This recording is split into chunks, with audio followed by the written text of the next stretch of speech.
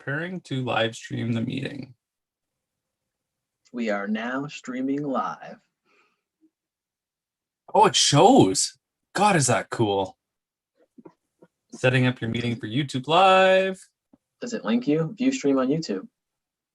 You see it? I do see it. We are now streaming live. That's really It's cool. delayed though. Oh, it shows. God, It should be a few seconds. So, yeah, well, that's perfect. Okay, so why professional service companies struggle with lead generation. And for a long time, if you got your degree, you went to school, went to your degree, went through the steps and launched your own business, it was essentially a license to print money. And we hear it all the time, when you go to school, you are set. And I would say that's no longer the case, as a lot of the companies, accountants, lawyers, and all the other professional services are seeing a huge decline. And it's affecting their bottom line and their quality of life, because if you don't have enough leads coming in, if you don't have enough cash flow, it's hard to do anything other than be bound to the job. And to me, when I see it and I go through the steps, it's lead generation. That is the biggest issue that these companies are struggling with. And it comes down to a few things, but the biggest one is actually being too generic on their personas. And I don't know if you've seen this before, Mike, but they're very bland, very widespread. When they talk to you about who they serve, you don't get a picture that pops in your head, because it's nobody in particular. And that is the struggle. When I want to go and talk to someone, I want to feel like I'm being heard and understood. So when you're talking to Joe Blow down the street, you can't do that because they don't have that connection with you. And so how do you do that? Well, you focus. And unless you have a huge budget and a robust team, that focus needs to be one or two people, and that's it, or else it's going to be a big struggle. So how do we do that? And the biggest thing you can do right off the bat and see results is go through your client list, check the profitability, and look what they have in common. Look for common factors. Once you know, then you can reverse engineer it. And I'm sure that you saw this back when you were in gym sales, or even looking at the different branches that you were managing, you could see trends. And what was it, for example, what would have been one thing that you did that helped these turnaround gyms and got them basically turning them around so that they were profitable again and that they weren't going to go under? What did you do? Yeah, I mean, very much so. I'm a big believer in looking back through history and seeing what has already worked and just trying to replicate it. I'm not a fan of reinventing the wheel when you already know that certain things and activities provide a much greater return on investment. So for us, we were really referral based, and that was a huge amount of the focus. And I think it was getting one of the biggest difference, I think, between top reps and lower performing reps is lower performing reps thought they had to start new every single time with a new person, whereas the top performing reps were able to see that one person could grow into 1, 2, 3, 4, 5 leads for them. So essentially, like an inbound lead comes in, a lower performing rep is like, okay, well, if I close this, that's wonderful. And the top performing rep is like, I'm gonna close it, but the question is, what referrals or what more opportunities can I create from this opportunity? So it's a little bit of a different mindset. I think it's a more just kind of three-dimensional, exponential, taking what you have and growing versus trying to create something new each and every time. Yeah, you have to have those multiple lead sources, and it also ties into no consistent process. I see that all the time too, where they don't know what a lead looks like and they don't know how to treat a lead. So how does somebody come into your sales process? What does that look like? And it seems like such a mundane thing to go and walk through and put on paper. But there's been the old saying, what's measured is managed. And it's true. If you don't write it out and look at the individual steps and look at ways to refine it, it will never get better. And that process is key because that process can make you stand out. It also helps you to stop wasting time with people that shouldn't be sitting down with you. And if there's too many people that are trying to sit down with you that are wrong, it could be your messaging is wrong. And those, like, that's okay. This is all ways that we learn, but it happens kind of step by step.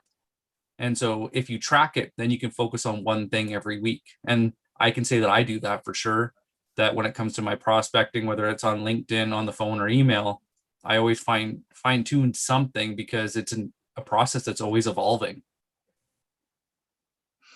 Yeah, I like what you said earlier about not being bland.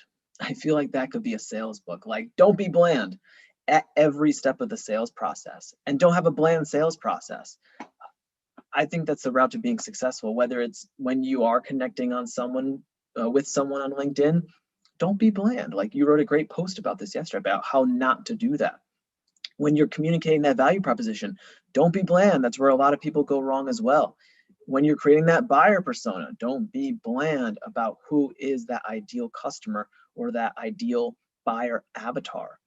Get specific, get detailed, get vivid, get clarity, because what's going to happen later on is when you're having your sales conversations, you're either going to be asking detailed questions that are directional, that are strategic, that relate back to this sense of detail and clarity. It's this whole concept of understanding who you know you can help and why you know you can help them. And it's really helping them see that, and if there's an alignment in that perspective. And even if you think of personality, what is the first sale? Yourself. Yourself. And so Yep. if you're too, I always used to say, if you were too clean, too prim and proper, that things just slide off you. And Yeah. people want to see something stick to your personality. And I've talked about it in the past, and I call it the race to commonality. But if you can include those common points in your copy on your website, in your lead generation, there's something for people to go and feel like they know you before they've ever met you. And some people will say, well, I'm an expert, it doesn't matter. It does, because if they feel like you know them better than anyone else, or you can transform their business because you have experience in that industry. And this is the key part. If they look for somebody to replace you, it's hard. It doesn't matter if you agree with the replacement. If they can replace you easy, you're not that well positioned, you're not an expert. And part of that could be your personality. Like, even between the two of us, when we talk about sales unicorn and how we approach business, there's some people that are just going to get along better with you than me. Yeah. And it's not a knock to anyone, and I feel like you got to get over that initial ego of it. But the reality is, different people get along with different people, and whoever can build that connection and deepen that relationship is going to win. But that is the importance of doing it as a team, which goes back to the process. Because if you have a consistent process to work from, it's no longer a competition, it's a team sport. And I think that anybody that thinks sales is anything other than a team sport is bound to lose. Yeah. Yeah. I completely agree. I think that if you're really looking to grow, really looking to scale, you have to realize one thing. You can only scale a process. You can't scale a person or one person's way of doing something. And, this leads into this question of like, what works? Well, in my experience, something that I have found is that people believe what works is what works for them. If you look at an email template, if you look at a cold call script, if you look at, I don't know, the questions you ask in a meeting, people are going to believe what works for them is what works for everybody or is what should be done. I'd be careful with that. It's focused more on the process, because you're going to have different people with different styles, different opinions always. But is the process leading us to the outcome that we want to get to, while also creating the shortest distance to that outcome? So yeah, I'm a big believer in process. as a salesperson, I think that's one of the things that helped me stand out and achieve more, is because I didn't like question the the the process that the company had laid out that I knew already worked. Yes, I put my own stamp on it. Yes, I put my own style, made some tweaks here and there, but I followed the process. And when I followed the process, I saw good things happen. And when I tried to wing it, I saw bad things happen. And that's B2C, that's B2B. I've seen it in both worlds. Absolutely. And I like how you were talking about the results. And I think one of the more interesting things that I just started noticing, because I've been looking more into the psychology of sales and customer service and call to action, inspiring action. I've been kind of toying with the idea of marketing sales leads. And when it comes to copy, a lot of people don't have a call to action. They have a great point that is very, very well written and definitely provides value. But if you're a salesperson or a business owner, what's the point? Because people like to know, they like to have a path to follow. This goes back to the process. What is that path? And if you don't have that process, you'll forget the call to action because there is no logical path they're going to follow. There's no lead nurturing, there's no lead scoring. And this can cost you thousands and thousands of dollars right now. And the people will be disappointed with your process because you're talking about your professional expert business that's going to provide tremendous value. But if there's a lot of friction in even starting to work with you or trying to learn more about your business or learn more about what you specialize in, that process will fail every time if it's not consistent and well thought out. And I would even go into saying about outdated practices. And I want to go and start this because this is going to go and get a few people mad. There is nothing wrong with using print. Most people just suck at having it go anywhere. So you put out a print ad. There's a lot of great reasons to still use print. There's a lot of great reasons to still use radio or even on TV ads. And I know a lot of people in the marketing industry and advertising will disagree, but there are reasons. But if that's your initial touch point, where are they going? And where are you appearing and how does that add value? And there's psychology that shows that different settings will get you different results and you have to go and present yourself differently. But if you're having these more traditional marketing methods and you're realizing that you're having an issue, are you doing that type of marketing because it's easy? Or are you doing that type of marketing because it works and that is how your customers are trying to get to you? Yeah, maybe if you're in financial services and you're working with an older clientele that's how they do things, that's perfect. You've thought it out. But if you're working with a younger generation and they would rather sit there on the computer and read about you for a half an hour before they go and reach out to you, investing in the newspaper may not be the best choice. And I just see it all the time. Well, it used to work. Well, it's always worked. It's going to always work. No, it won't. I don't think any words have been more expensive than working with a business. Is that it's always going to work. It's the way we've always done it. Yeah, expensive words. Oof, that's a great series right there. Let me know let us know in the comments if you have some expensive words that you have learned along the way in your journey or your experience in sales and marketing. Yeah, I'd love to go in here if there's any well-used sayings that you don't agree with. Throw them in there and let's chat about it. I think that's the beauty of the community is that we can, whether it's have a laugh or talk about if there's merit. Either way, start the conversation. We'd be happy to go and chime in. And what do you think else is going on that would cause professional service companies to struggle with lead generation? What jumps into your mind when we talk about that? I mean, a lot of things. I think lead generation can easily become a struggle for just about anyone if you're not really proactive about it and have a really clear plan and you're able to measure the plan as you're working it and make adjustments. I think part of it is people think that their marketing in terms of like their email marketing is going to do a good enough job to help them get the prospects that they need. I think that also people underestimate the amount of presence you need to have on social media and that you need to have on LinkedIn. It's like we set up a company page on LinkedIn and we have 30 people following the company page. Like, why aren't we getting any business from this? Well, because you have 30 people following the company page, and how good is your content? What type of call to action is there, as you outlined? It's very, very important. And, the question is, who's responsible as well for this? Like, who is specifically responsible for this lead generation? What is the accountability there? How are we measuring success?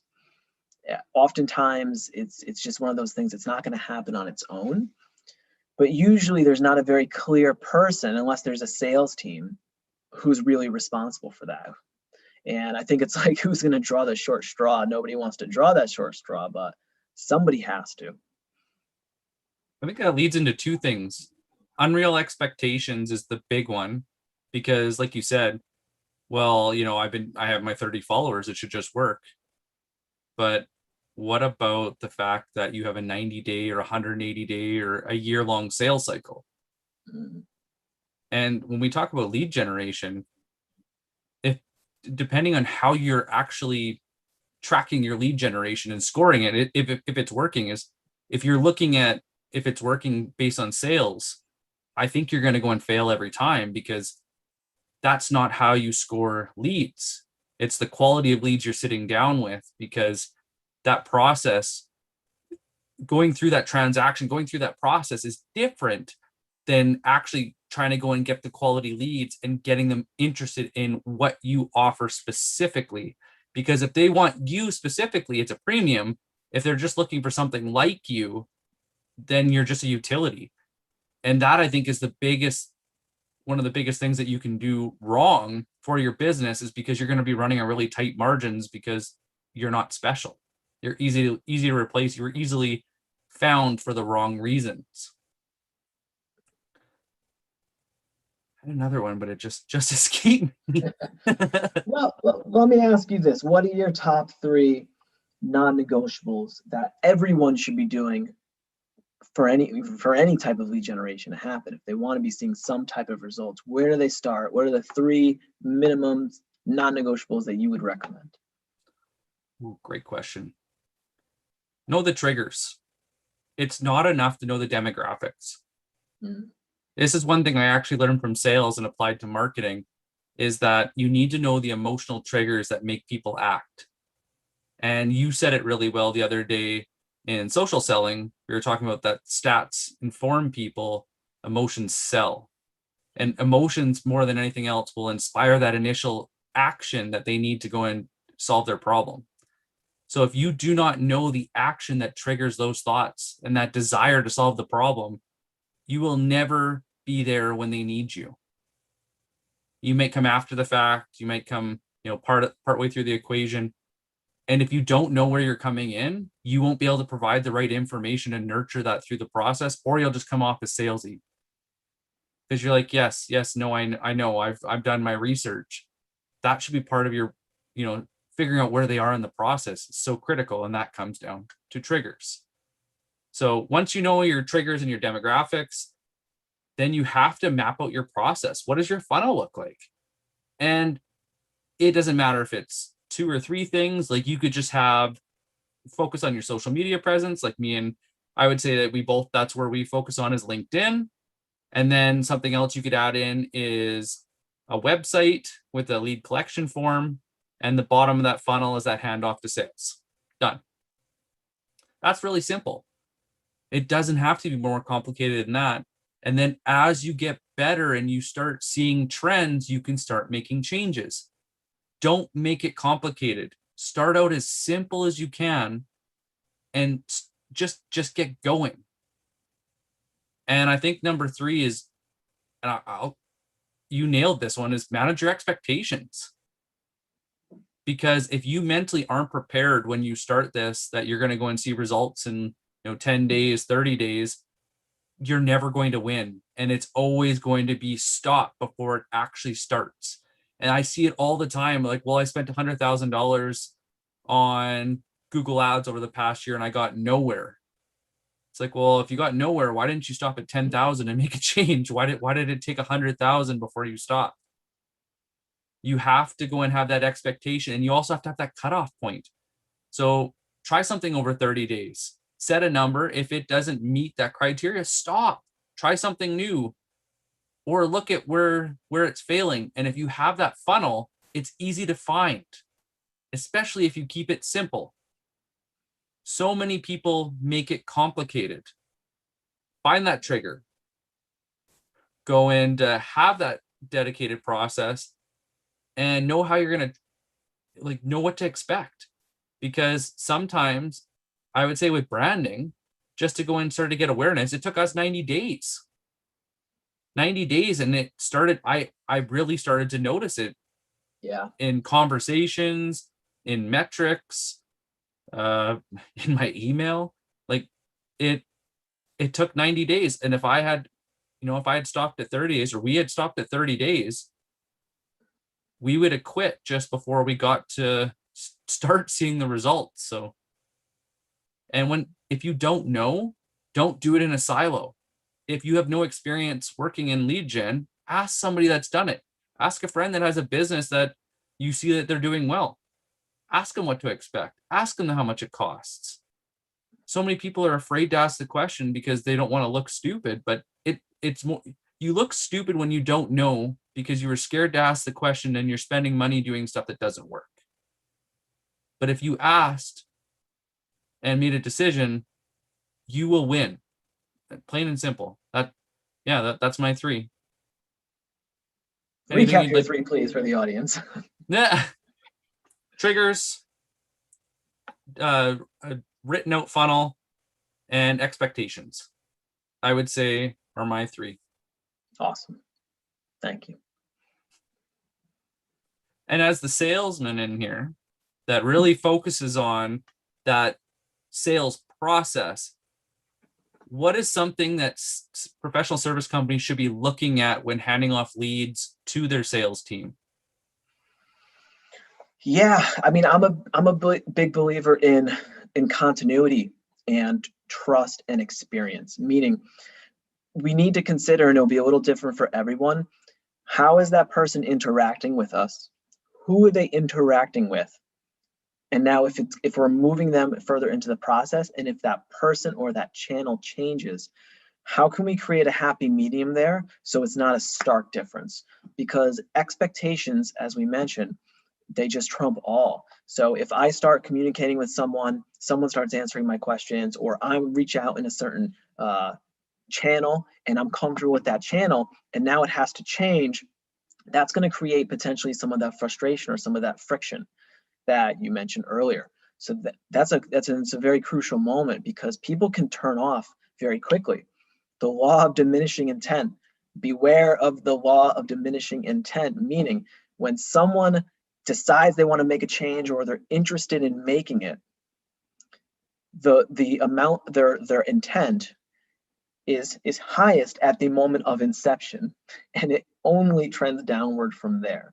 So we need to be mindful of creating a frictionless experience moving through the early parts of the sales process, and we want to be quick. We want to be, I mean, this is not new, but you'd be surprised how many people drop the ball on this. Is if someone reaches out to you, if someone shows some inbound interest, jump on it quickly, respond quickly. If it's a DM, if it's a call, if it's a text, speed is of the essence. Would you say that goes to actually fulfilling the sales process as well? Because I've heard that lots with e-commerce or anything to do with a digital sign up. If you had the choice, would you sign them up right then and there, or would you redirect them to a website and leave it up to them? It's a good question. Give me a product example. Okay. KO Sales U. Somebody's signing up for the membership because they heard us speak and they love your depth of knowledge when it comes to sales. And so you lead them to the website and then leave it at that. Or if they reached out to you, would you nurture that, and then actually go and run them through the application and do it yourself. Leave it to the website and just direct them to the page, finish it yourself, like start to finish. So, I mean, maybe it's because I'm a sales guy, but I never trust the website. I trust myself. I trust the sales team. It depends. It depends on the product, right? If it's a higher volume, more transactional product, you know, the website automation technology, it can work. I still think that the human salesperson is going to have the advantage there. And I'll tell you, I'll give you an example from my Equinox days, right? So we would do hundreds of memberships a month, obviously, right? I'm not going to go into any specific numbers out of respect for Equinox. But what I could tell you is this, is today's digital age, you would think like so many people would just sign up for a membership online. Why not, right? There's huge brand recognition. So many people are familiar with the company through personal experience or someone in their close circle. They know the different options in terms of fitness. A lot of our consumers are savvy consumers who have tried different things. Yet out of the hundreds or thousands of people that sign up every month, how many sign up online? Less than 10%? How many do you think? Yes, way less than 10%. Way less than 10. Yes. Are we thinking like 1 to 3%? Yeah, I don't know the exact percentages, but a handful. Wow. A handful. And it hasn't changed. So I worked there for 7 years, and from when I started working there to when I left, it was a handful when I started and a handful when I left.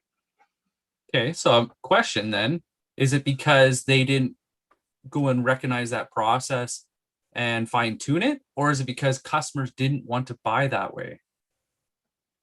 So I believe customers don't want to buy that way in that instance for that product. So it's going to be a little bit different.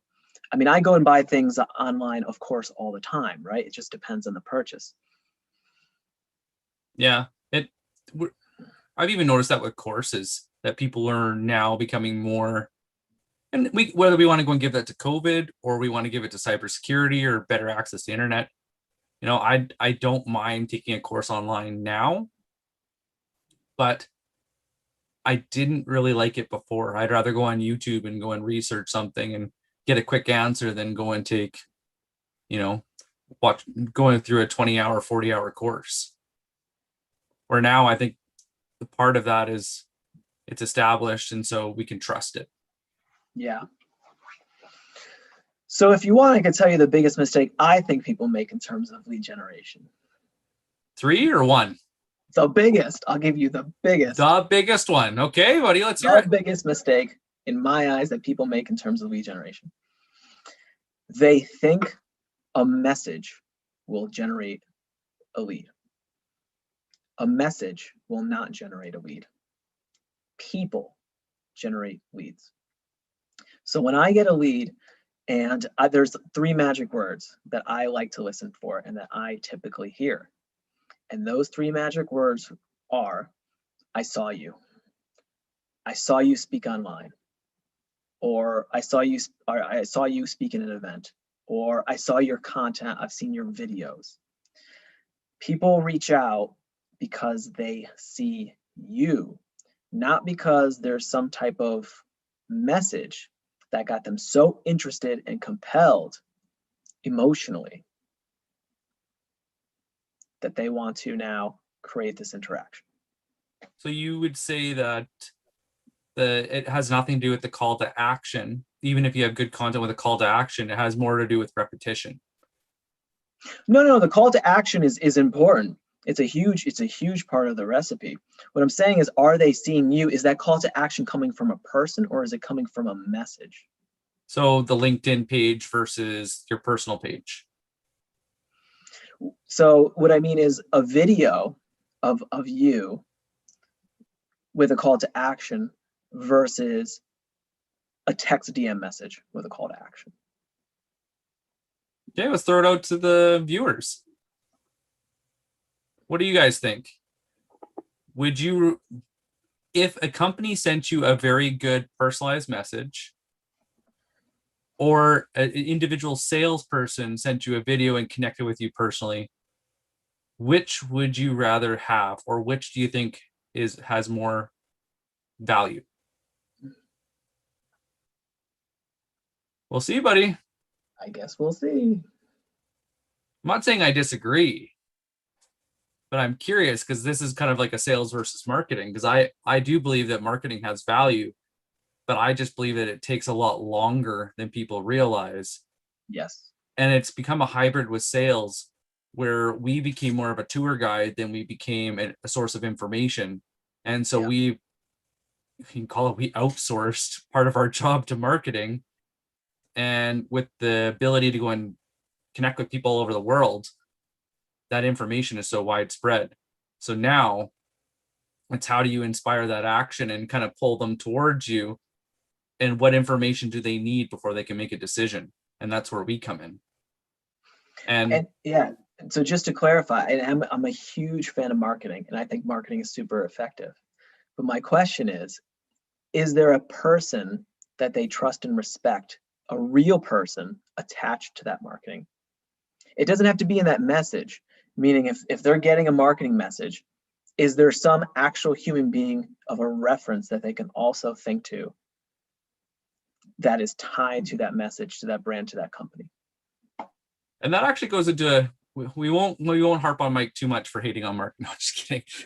But there has been proof that if your employees do not share your content with their own spin and do it willingly, because it's pretty easy to tell, that it actually goes against and discredits your company. So just like sales, marketing is also a team sport as well. Yeah. And so if your companies don't perceive your content as valuable or part of the process, why would your customers? But yeah, marketing, it is hard to go and tackle because there are so many different elements and people tell you need to do so many different things. But if anything, follow KISS, keep it simple, and work with your sales team. Don't give them everything they want, but give them the things that make them sell easier. Same with marketing. They go hand in hand, even though they don't play nice sometimes.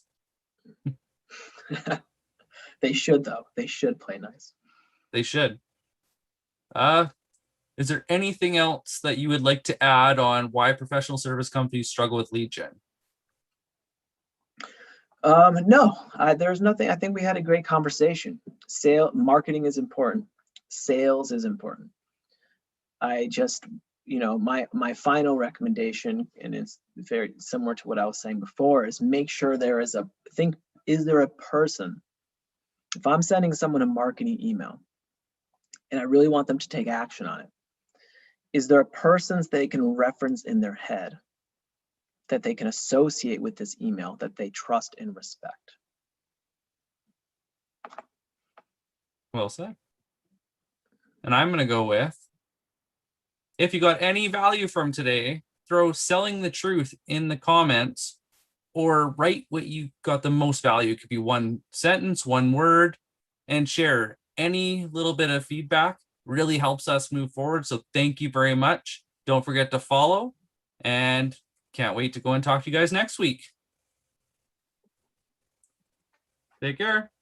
See ya.